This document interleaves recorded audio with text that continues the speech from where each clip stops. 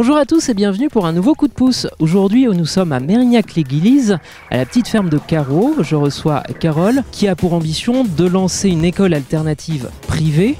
Tout d'abord, qu'est-ce qu'une école alternative ? Donc une école alternative, c'est une école qui est un modèle différent de l'école classique de l'éducation nationale. En l'occurrence, notre projet, nous, il concerne vraiment une école qui sera basée en forêt en fait. Alors la petite ferme de Carreau, qu'est-ce qu'on retrouve déjà ici ? Alors la petite ferme de Carreau, on est déjà nous une ferme pédagogique, donc on retrouve beaucoup d'animaux. Donc on a un petit panel d'animaux, des lamas, des ânes, etc., des animaux de ferme. Et également un environnement naturel avec des pins, beaucoup de sapins et beaucoup de végétation à l'état sauvage. Une école alternative ici, pour quelles raisons ?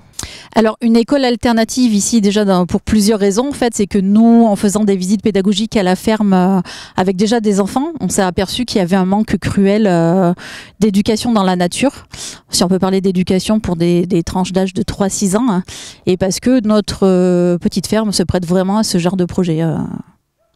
Alors justement, 3-6 ans, qu'est-ce qu'ils vont retrouver comme méthode d'apprentissage ? Alors, ils retrouveront les méthodes d'apprentissage que l'éducation nationale pratique déjà, mais avec une pédagogie complètement différente que certains peuvent connaître déjà, à savoir la pédagogie Steiner ou Montessori, hein, c'est-à-dire qu'ils respectent vraiment le rythme de l'enfant et adapté dans la nature, sur notre site.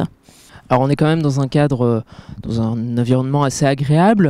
Il y a des lamas. Qu'est-ce qu'on retrouve ? Donc il y a les lamas, ânes. Alors vous retrouvez effectivement des lamas, vous retrouvez des ânes, des poneys, des chevaux, des chèvres, hein, des oies, des canards, des cochons, des brebis. En fait, on a tout un environnement des animaux de la ferme. Et à côté de ça, donc il y a aussi des jardins, des bacs. C'est ça. Donc le projet aussi de l'école, c'est de faire connaître aux enfants la culture du potager. Donc on a un petit jardin pédagogique, des bacs justement adaptés aux enfants pour pouvoir permettre de la culture jardinée à leur hauteur. Le projet, on le retrouve sur Ulule, donc École de la Forêt. Quelles sont les contreparties pour les personnes qui Alors, vous aident ? les contreparties, il y en a plusieurs, effectivement. Donc, tout simplement de participer à la création avec nous du montage du projet de l'école. Et ensuite, à plusieurs ateliers qu'on organisera différemment dans l'école. Alors l'école, c'est le bâtiment qui est juste derrière. Derrière nous, voilà, c'est ça. Quels sont les travaux à y apporter ? Alors, le bâtiment est quasiment opérationnel. On a quelques travaux d'accessibilité à réaliser, effectivement.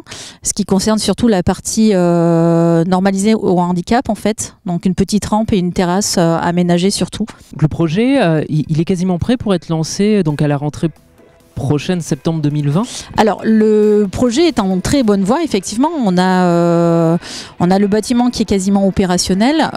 Maintenant, la plus grosse partie reste la partie enseignante, à savoir la personne qui sera directrice ou directeur et enseignante de l'école, même si on a de très bons contacts qui vont certainement se concrétiser incessamment sous peu.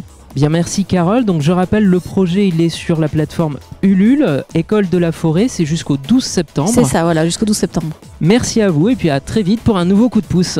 Merci beaucoup.